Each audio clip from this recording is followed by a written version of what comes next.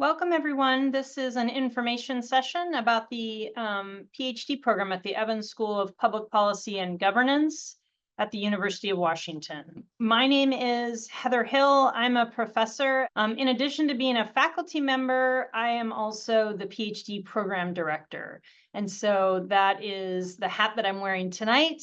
And I'm here to tell you about the Evans School PhD program. Hopefully you can see my slides, and on my slides, I've got some icons here that are sort of the key points that I want to hit today. I'm going to talk about the reasons why the Evans School is a great place to do your PhD in public policy or management.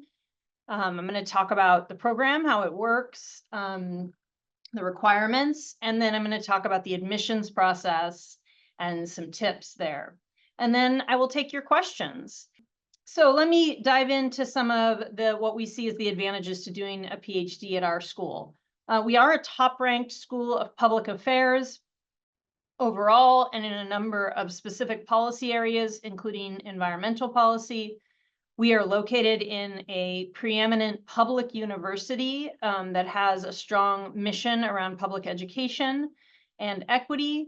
And we are in a vibrant city that is exciting and offers a lot of the amenities of bigger cities, but also a lot of beauty and opportunities to be outside.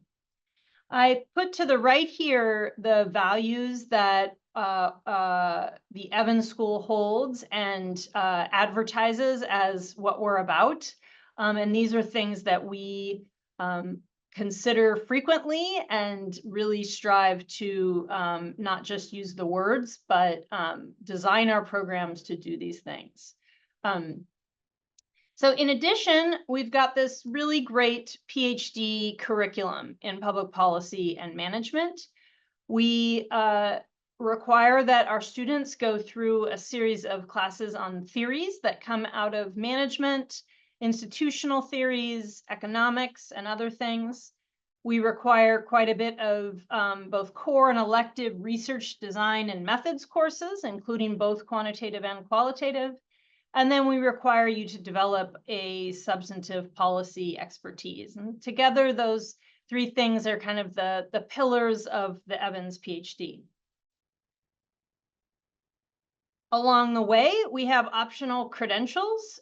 We offer an MS in public policy and management to students who are completing our PhD, and there's a specific point at which that's something that you can receive. The University of Washington has a very long list of graduate certificates. These are programs that you can do if you're in any graduate program at the University of Washington. They usually involve grouping together 3 or 4 classes to end up with a certificate in a particular topic.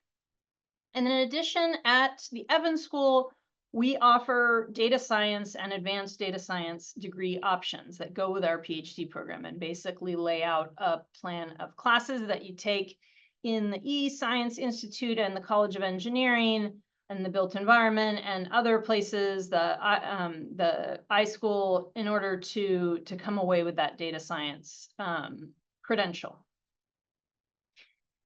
We are a rigorous program, but we are also a supportive program, and we don't think those things are mutually exclusive. We offer all of our admitted students the same 5-year funding package, which offers you academic year tuition, stipend, and health insurance for 5 years through a combination of teaching and research assistantships. We offer travel support to all of our students when they are accepted to present at conferences or at other speaking opportunities. We have a cohort model, so we bring in 3 to 5 students a year, and they go through the core courses together. And they also go through some core courses with the cohorts above them. And we think this strengthens the support network and the community of the PhD program. And finally, we have a strong orientation towards team mentoring. That means that we do not have the old school model of an individual faculty member being solely responsible for training a single student. Instead, all of our students are encouraged to build a team of mentors Everyone has a primary advisor, so someone who's looking out for them, but they end up working with a variety of faculty through teaching and research, and pursuing their own individual research.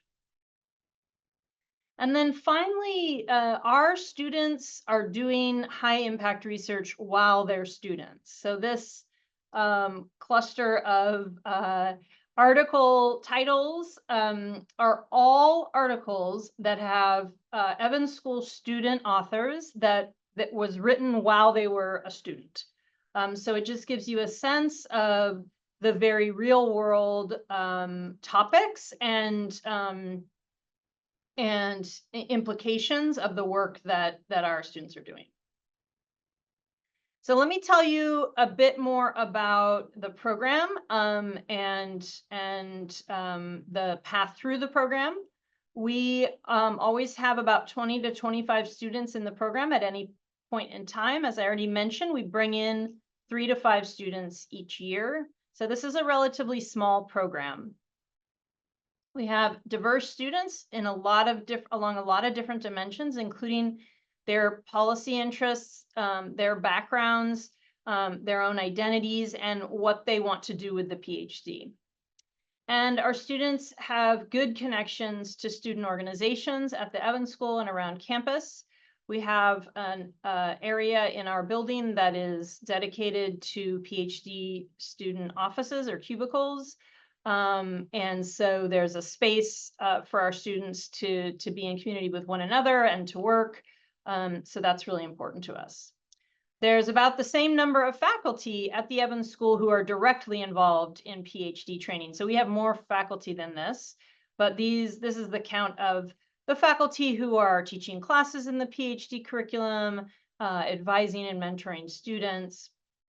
They cross a lot of areas of expertise. Some of the stronger ones are in public administration, nonprofit management, budgeting and financial management, environmental policy, social policy and criminal justice, and international development. And as I already mentioned, we have a team mentoring approach. So any student that enters into our program will end up being mentored and training with multiple faculty. This is a list of basically the program requirements. Before the classes begin in the first year, we require a couple-day math camp for our incoming students to get them ready for microeconomics. It's an advanced microeconomics for public policy analysis course that uses calculus. In total, our students have about you can complete the coursework in 2 years. Many of them take a bit more than that. There's core courses that are offered at the Evans School and a few in the social sciences. And then there's some required electives that you can take anywhere at the University of Washington. The required electives are in research methods, in structural inequality, foundations of structural inequality, and in an area of specialization that the student selects. You're required to do 1/4 of a teaching assistantship. Many students do more than that because it is one of the ways that we provide funding to our students. But at minimum, you serve as a teaching assistant in either a master's or undergrad course at the Evans School as part of your training. We have qualifying exams after the first year that focus on the core concepts from the first year. We have something called a major area paper in the second year, which is a literature review. And then, of course, the proposal and doing of the dissertation. This is a sampling of where our graduates have ended up. We have 45 graduates now of our program after 19 cohorts. And they have ended up in great positions in government research, in non-academic research, and as academic faculty in both public affairs and public policy schools, but also in some schools of social work, in some schools of environmental science and policy. So one thing to know about our program is that we consider all of these to be equally great placements. I really hate the word placement because it makes it sound as if we are putting you into a job when you're actually the one that puts yourself into a job. But let's call them placements since that's what a lot of people refer to them. We think placements as researchers in government agencies are highly impactful. We think the same about placements into profit or nonprofit research organizations that do policy work. So we train our students to be able to do any of these things, and it's really up to the student and their advisors to think about which paths they want to take when they leave. Okay, to admissions and getting into our program. You probably know that it's admissions season. The deadline will be December 15th. It is every year, and it's a hard deadline. There are no rolling reviews. Every application that we have that's complete on December 15th, we review very carefully. Otherwise, we do not review that application that year. So please keep that in mind and give yourself enough time to submit your materials, but also to rally your troops in terms of your letter writers and make sure they're submitting their materials on time. It is a very competitive application admissions process. We receive 120 to 130 applications most years and are accepting 10 or less, as I mentioned, to end up with a cohort of about 3 to 5. I mentioned earlier that we don't mentor in the old-fashioned ways of one faculty to one student. We also do not do admissions in the old-fashioned way of a faculty member picking out students that they want to work with. So we have an admissions committee. It includes a number of faculty, all of whom, work regularly with PhD students and know a lot about our program. And that admissions committee does a review of all the files. And then we narrow down to a short list. And the short list is shared with every faculty member at the Evans School, and we get comments on files from every faculty or from any faculty member who's interested in commenting. But just know that this is a process of trying to find a good fit between the applicant and the faculty here at the Evans School, and we take that very seriously. We make offers of admission in February, and you usually have until mid-April to decide. The application components are listed here and also online. Be sure to read our the application materials section of the PhD admissions page online. We get a lot of questions via email that are actually answered in that section. So for instance, GRE scores are optional and have been for several years. If you do not submit GRE scores, we require that you do a quantitative analytic resume in which you detail your quantitative and analytic preparation and abilities. Our recommendation about the GRE is if you have not had a lot of quantitative analytic courses in your prior educational experience. So for instance, say you did an undergraduate degree and majored in history or English and did not have a lot of economics or statistics or math, then taking the GRE and submitting your scores can really be valuable to us. It adds a metric that helps us to understand your preparation for our very quantitative core courses. If you did a degree in economics and did well, if you've done a master's in public policy and done well, then submitting the GRE scores is much less important, and the quantitative analytic resume will do the trick. The University of Washington has a variety of ways that you can demonstrate English language proficiency. That we accept the TOEFL and only the TOEFL as a test score. But if you've done, for instance, education in certain countries where the medium for instruction was English, then you don't need to submit test scores. So be sure if you're somebody who is applying from outside the US, that you read those options carefully and make sure you've submitted the right demonstration of English language proficiency. In the application, we ask you to talk about 2 to 3 faculty who you'd be excited to work with and learn from, and why. And that, you can imagine, is really important information for us because it is part of our discussion we're having about the right fit between the applicant and the faculty. And then I haven't said much about them, but three of the most important things in your application packet will be your statement of purpose, your personal statement about why you're wanting to do a PhD and why you're wanting to do it at the Evans School. And then your letters of recommendation. At least 2 of the 3 should be from faculty. Ideally, all of them can speak to your abilities and promise as a researcher, because this is a research program. Some tips if you're wanting to make your application more competitive this year or in the future. We do value highly having some experience doing research. That can be potentially during your academic training, but ideally it would be after undergrad, and really be in a position where research is your primary undertaking. So that's very valuable to us. Of course, prior coursework in microeconomics, in statistics, and calculus is valuable, and showing strong writing skills in your writing sample. And then I think you've probably gotten a sense that it's really important to show how your research interests overlap with the faculty at the Evans School. All right, so this is our question period. Oh, by the way, these are beautiful pictures of the University of Washington campus in Seattle. The one on the left is the library, Suzzallo Library, and then the one on the right shows you the cherry blossoms that bloom in the spring and bring us all a lot of cheer during what tends to be a very gray, rainy time of year here.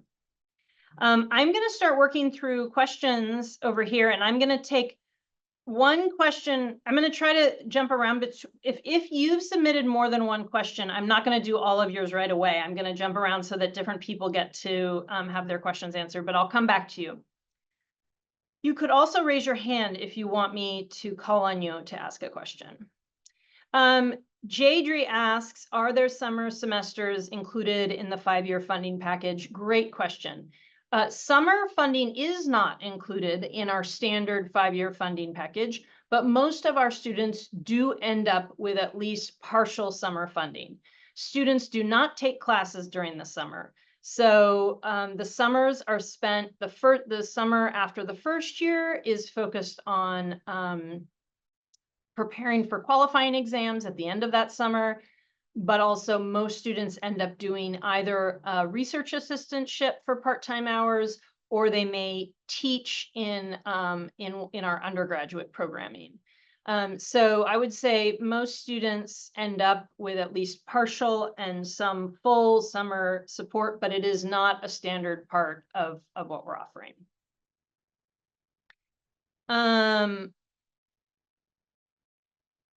Sandy asks a great question about, she actually has an MPA from the Evans School, but she wonders whether that would affect the required core courses or the timeline.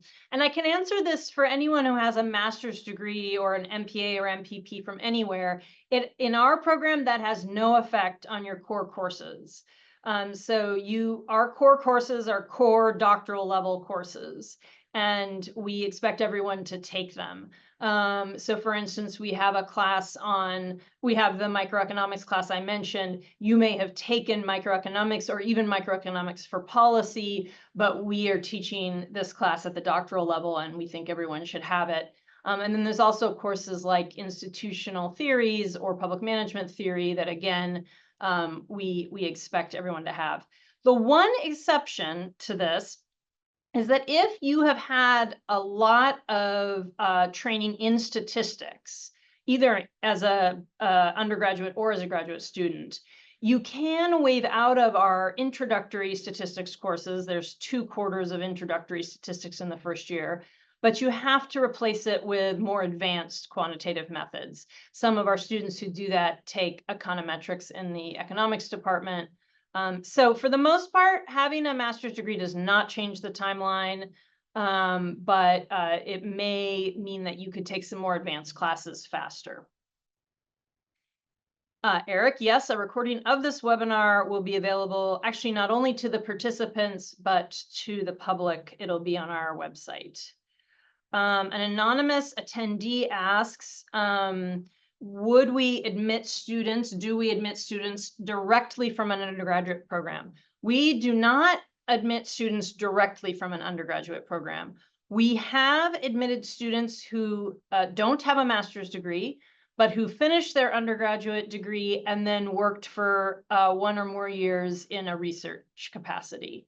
But we, unlike some of the social sciences, because we're really focused on applied research, we think that professional experience in government or professional experience in research is really important to being prepared for this program. Thomas asks, could I speak about the typical quantitative background? Is it common for students to have taken linear algebra and real analysis? I really couldn't even tell you. The only thing we require is that you have calculus from a college level calculus course before you start our classes. So you'll notice on our application, it's not that you're required to have a college level calculus course when you apply. But if you apply and you haven't had one, we want you to tell us how you're going to get that training before you start the program. Sometimes students do it at a community college or an online class. So we require that, but beyond that, it's up to the student. There's certainly lots of potential for more advanced math out there in the university, but to get through our program, you just need to be able to use calculus and then a lower level math for statistics.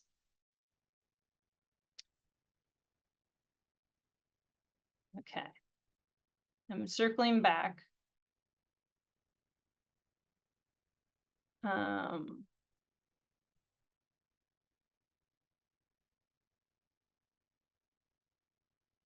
Jadria asked, can you speak to those who are interested in the Evans School and who want to research international topics? Absolutely. We are a great place to study policy, both international and domestic. We have quite a few international students who pursue their PhDs here, but we also have students from the US who pursue research in international contexts. Some of our faculty, some of our strongest faculty are in international development. And so that's a great direction to go in if you're here. And lots of support for that, not only within the Evans School, but around campus at the Jackson School, which is our international affairs school, in the economics department, et cetera.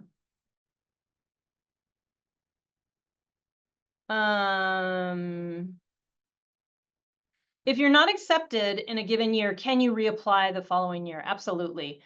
I will say, because we get so many applications, we will not provide detailed feedback on your application. So know that if you apply and aren't accepted, you know, we aren't going to necessarily be able to give you a report on sort of where you could strengthen your application.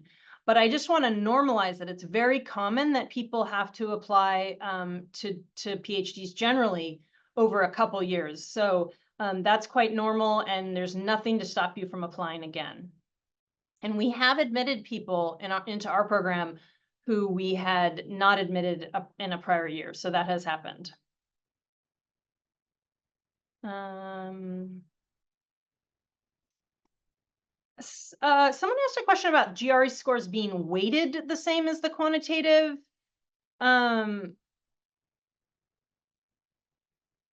Resume, I'm not sure how to answer that. We do a holistic admissions review.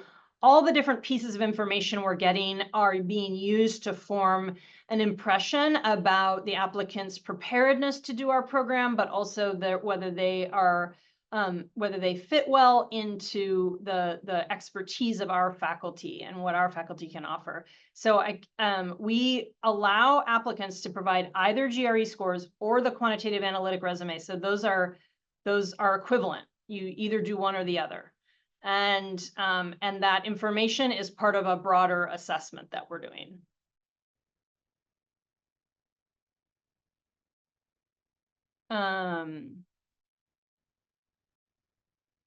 there are, someone asked how many faculty members are on the admissions committee. You guys are really going in for all the like nitty gritty. There are 4 faculty members on the admissions committee, but as I mentioned, the full faculty reviews, is able to review the shortlist.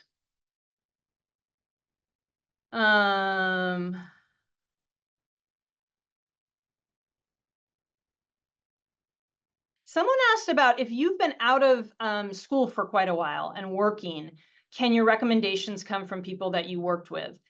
You know, as I said, we ask for 3 recommendations, and we ask that 2 of them be from faculty, because what we're looking for are people who can speak to your capacity to do research at the PhD level. If you have been working in a research capacity since leaving your last degree, then yes, absolutely, you could have one letter be from a professional letter writer, you know, from a supervisor or colleague who could write a letter speaking to your research capacity, your abilities, your interest in research, your motivation for doing research. But I would not recommend submitting you know, more than one recommendation from someone who is not a academic faculty.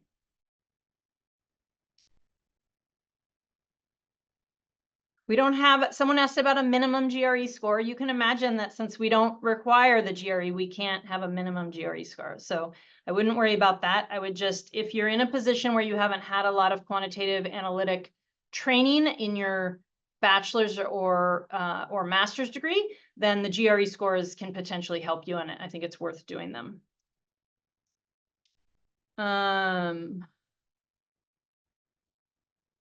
Someone asked if the program is suitable for mid-career professionals. And perhaps somebody who, oh, I see, yes. I would say it depends. We have other programs at the Evans School that are designed very specifically for mid-career professionals to be able to enhance their leadership and analytic capacities in professional spaces. The PhD is a degree that trains you to be a researcher in, you know, at a university or a researcher in the government. And so I just, not having anything to do with the Evans School PhD, but just a broad recommendation from me as somebody with a PhD, I would recommend that you know, not pursue PhD programs if you're not planning to become a full-time researcher in one of those areas. Someone asked whether we accept policy analysis experience from government agencies outside of the US. We are interested in research experience that comes from working in any country, in any government or non-governmental agency. So that's not something that we differentiate. We're looking to see that you've done some actual research, know what it's like to do research on you know, on an hourly, daily basis, produced research products perhaps. And we're also looking to see that those experiences have helped you to identify what training you still need and what kind of research you want to do going forward.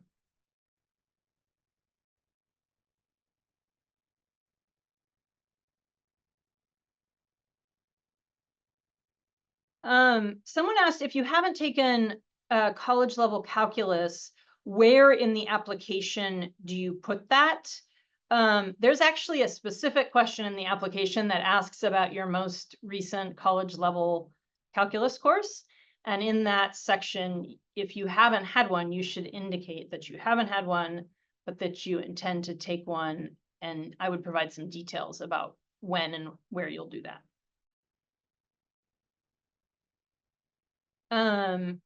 Great question from Thomas, who asked, I saw that the website listed faculty that are potential PhD advisors. This is an important page for everyone to visit. If you go to our PhD program online, to the right, there's a whole bunch of tabs, and one of them is potential PhD advisors. And as Thomas picked up on, these are the faculty who are potentially available to train and work with our PhD students.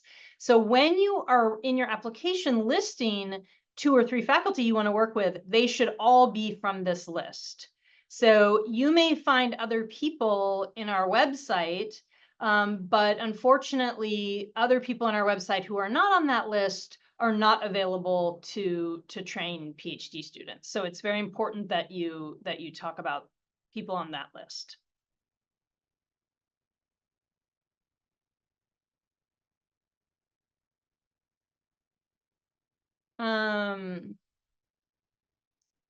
Someone asked if letters can come from undergraduate professors. Definitely. If you feel like an undergraduate professor can speak to your skills and your plans for your PhD, absolutely. Someone asked about whether we do interviews. This has depended. We don't do interviews in general, but sometimes we do interviews for shortlisted candidates. It just sort of depends on the context and how many people we have and how hard it is to narrow down. So one thing to keep in mind is do not panic either way. If you get an interview or you don't get an interview, it doesn't necessarily tell you anything. Someone asked if the English proficiency test scores can arrive after the application deadline. They cannot. Everything needs to be turned in by the deadline. The only exception we make, and I hesitate to even mention it, is the letter writers. If you are missing only one letter from a letter writer, that is, you have 2 submitted, everything else is submitted on the deadline, we will contact you and give you a chance to sort of light a fire under that final letter writer. And we do that because that's really not totally in your control, and we appreciate that. But otherwise, everything has to be in for us to review the file. What is the #1 mistake that people make when applying? Really great question.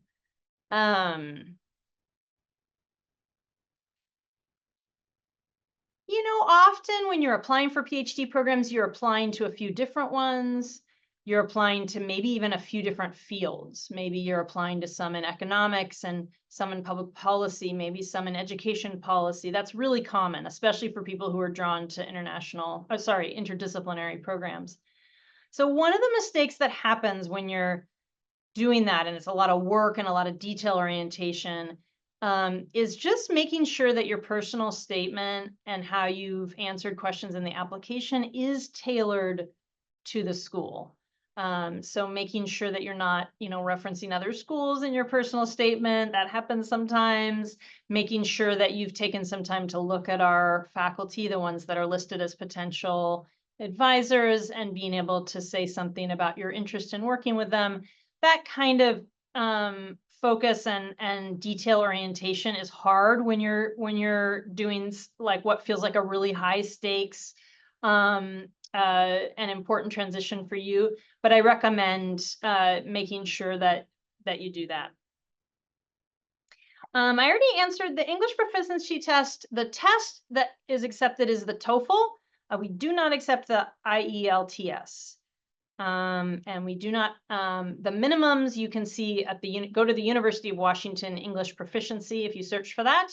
The requirements are there, the reasons why you can, the ways that you can demonstrate English proficiency without a test score are listed there, and the minimums are listed there. Okay, I'm running through them here. Anybody else? Anybody want to raise their hand and use voice to ask a question?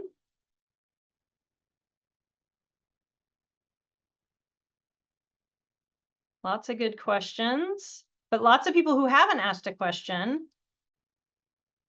If you're thinking about it, someone else is too. So I guarantee you there really aren't any dumb questions. I'm going to call on Eric because he was brave enough to raise his hand. Eric, do you want to ask your question? Let's see, maybe I have to allow you to raise your hand. Hold on. Participants. Eric, can you raise your hand or no? Oh, allow to talk. That's what I have to do. Okay, hold on. I'm a novice at this webinar thing. Hold on, I'm coming to you. Okay, I've allowed you to talk, Eric. Hello? Hi. Hi, okay. I'll ask my question now. So when we're writing our statements of purpose and we're speaking to the specific faculty members that we're interested in, how specific should we get in terms of their expertise, areas of interest? Should we go get more myopic? Yeah. Yeah, great question. You know, the statement of purpose is a relatively short document. It has a word limit on it. So one of the challenges with writing a statement of purpose is that you end up having to cover a lot of territory in a short amount of space. So ultimately, what you say about the Evans faculty you'd be interested in working with are probably only going to be a few sentences, right? So keep that in mind. Mm. But I do think what's important is to show how their work connects to what you're interested in. And you can usually do that pretty briefly. Thank you. You bet. Thank you for asking a question. Jadri had a question about the writing sample. And Eric, will you remute yourself? Oh, I think I can do it. There we go. Is there a standard for the writing sample? The requirements for the writing sample are listed on our website under application materials. So I'm going to ask you to look at them there, because I'm afraid if I try to remember them and repeat them now, I'll get something wrong. The key thing that is important about a writing sample is it should be sole authored by you only.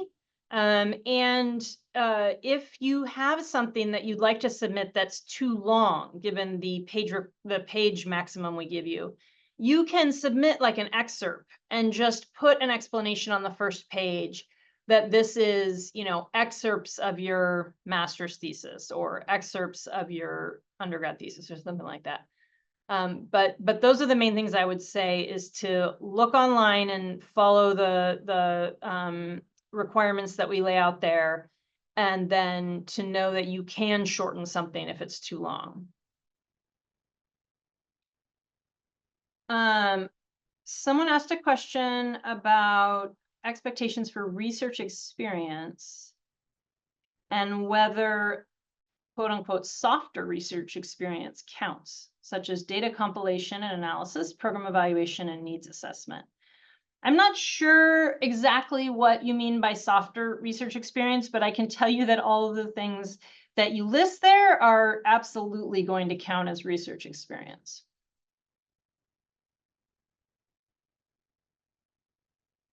So, I mean, it might be worth me clarifying that the research experience we're looking for can be in government or non-governmental contexts. Ideally, it's policy or management focused, but it could even be a little bit peripheral to that. But we're looking to understand how you've come to decide to pursue a research career. And it's generally important that someone have some background and experience with doing research before they make that decision. So that's the motivation we have there.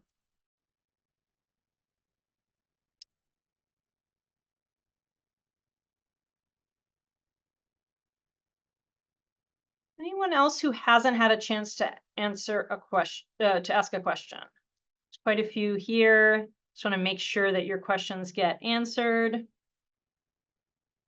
Also happy to answer questions about Seattle or the University of Washington. So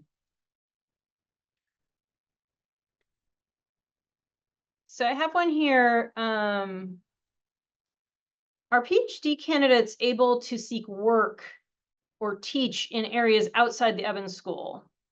One thing this reminds me that I should have said earlier, so thank you for the question, is this is a full-time in-person program. So there is not an option to complete the PhD from afar. We do have students who ultimately finish from afar, but it's really essential that you are here for the first 2+ years to complete the coursework.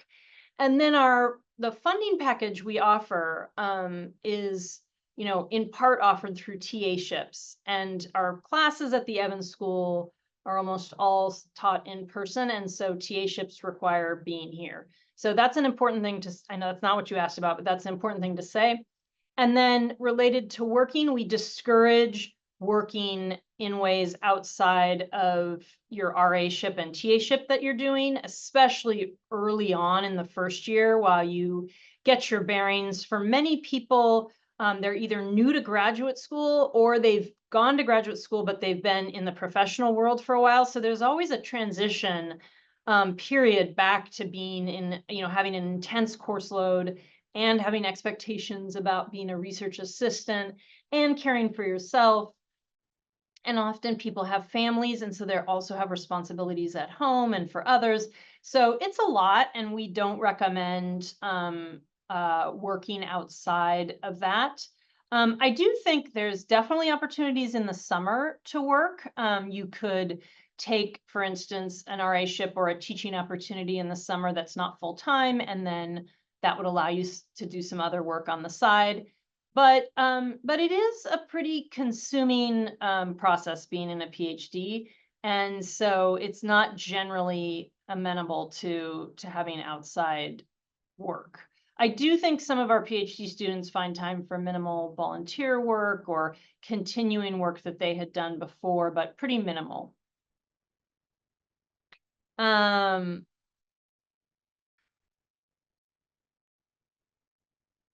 Someone asked a question about it being a long time since they'd been in school, and whether undergraduate professors from quite a long time ago will be considered good letter writers. I mean, this is a tough position to be in. You really do need to have letters from faculty, and so you kind of need to do your best to find the faculty who can speak to your abilities. And then if you've been in the work world for a long time, hopefully you'll also be able to have a professional a letter writer, somebody who's a supervisor or colleague who can speak to research experience.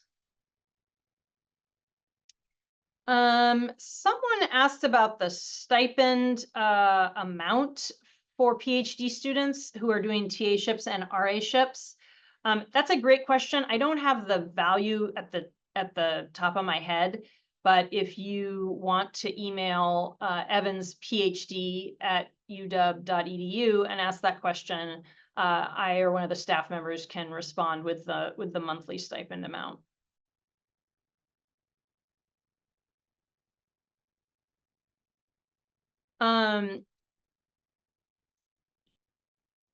Someone asked about the cost of living for a family of 4 in Seattle. Great question. I can tell you that Seattle's gotten very expensive, unfortunately. And in terms of getting an estimate, I think the internet probably would do that better than I would. But it is an expensive city. And we do have students who have had kids while they're in the program, came to the program with kids. So it's definitely doable, but absolutely, I think thinking carefully about whether you can have the quality of life that you want here, given the resources in your family, is really important. Someone asked if I was to start my time over at UW all over again, what advice would I give myself and my students? I don't know. I'm not sure I know what you mean. Like advice about what? About doing a PhD? The advice I would give about doing a PhD, having done one myself and watched a lot of people go through them, is that a PhD trains you to be a great researcher.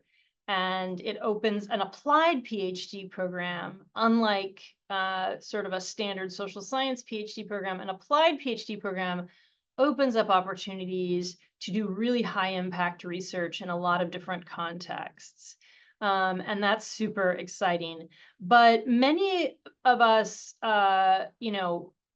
started out doing other things, working in programs, running programs, working directly with clients or individuals interacting with individuals who are seeking services from the government.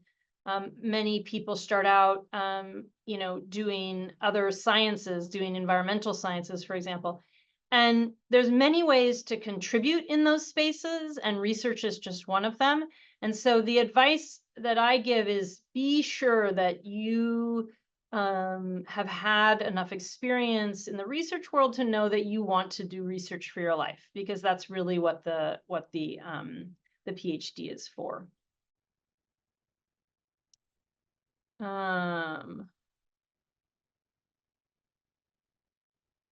Oh, and then advice about moving to Seattle. Oh, that's a big one. I think I might save that one for once I'm talking to admitted students. But Seattle is such a marvelous city. It is. I will be honest. It has gotten really overpriced, and that is problematic.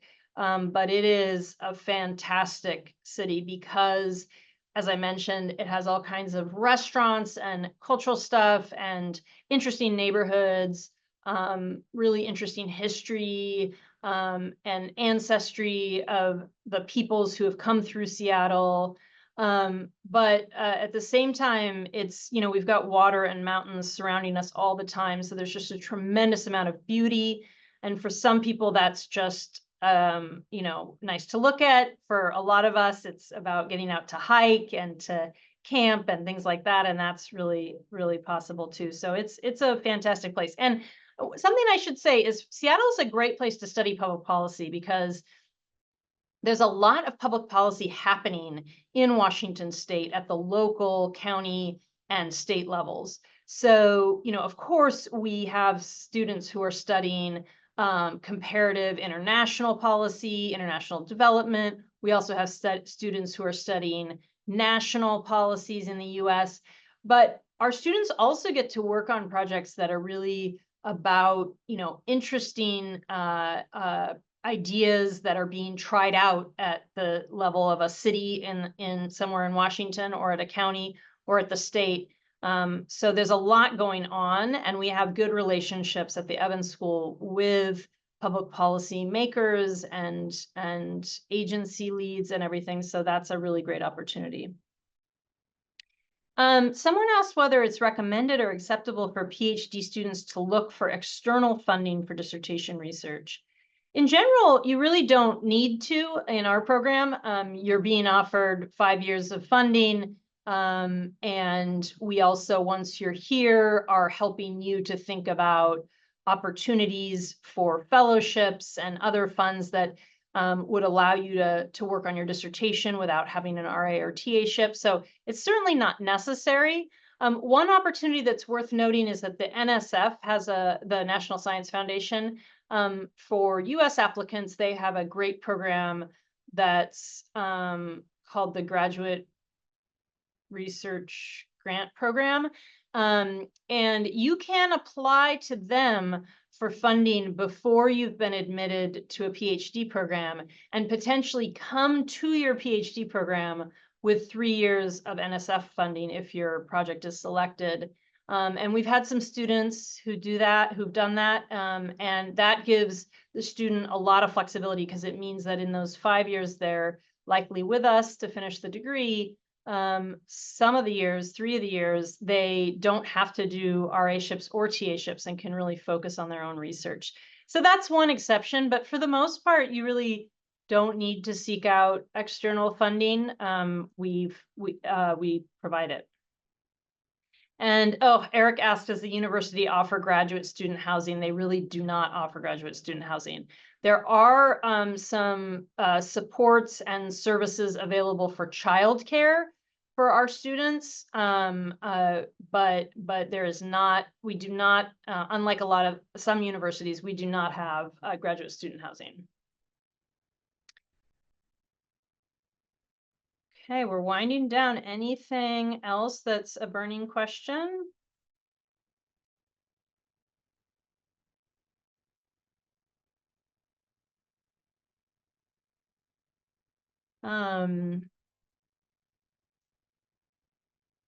Let me put up some links for you. I've mentioned we have an external web page that describes the program in great detail. Make sure you click through any hyperlinks or tabs to get all the details. And then the second link for PhD admissions is crucial. So click onto that, go to the application materials and read carefully. If you have questions about our admissions process, you can always send them to our central admissions email. And if you have questions about the program, feel free to send them directly to me or to Evans PhD at uw.edu. I'll sit here for a second if anyone thinks of any more questions. I really appreciate you joining us, and I hope that you will apply to our program. And I'm happy to answer any questions along the way. Oh, someone asked, JJ asked a question about what's the difference between our PhD program and the PhD in political science at UW. I think it's easier to speak to the differences between a political science PhD generally and a PhD in public policy or public affairs or public administration, rather than focusing on the UW programs. I don't know the UW PhD in poli-sci specifically enough to compare it, but in general, PhDs in public policy or public administration are interdisciplinary, so you will get some training in political science. For instance, all of our students take a class in policy process theories. But you will also get training that comes out of economics and sociology and public management. So that's a big difference. Public policy training and the jobs you would have after are much more applied. So you can definitely end up being an academic faculty, as many of our graduates have. But you'll also have been trained in ways that set you up to do research, to do policy analysis and research program evaluation in a government context or in a non-government context. Poli-sci is less likely to do that. Yeah, it's just a lot of it's the difference in the questions that we ask. You know, political scientists are generally asking questions about political processes and public opinion and you know, voting and things like that.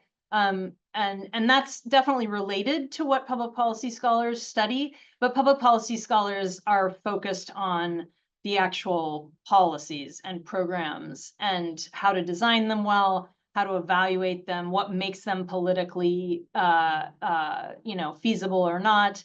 So it's just a different orientation in terms of the questions. But I would say the biggest difference is the fact that the public policy degree will be very applied, which means, you know, we're taking concepts from political science and economics and other fields, but we're making sure that we are asking questions and using those concepts to understand real world circumstances. Thanks for all the great questions. All right, I think I'm going to sign off unless anyone has a burning question they haven't had a chance to ask. I hope you all are able to apply to our program, and please let me know if you have questions, and have a good evening.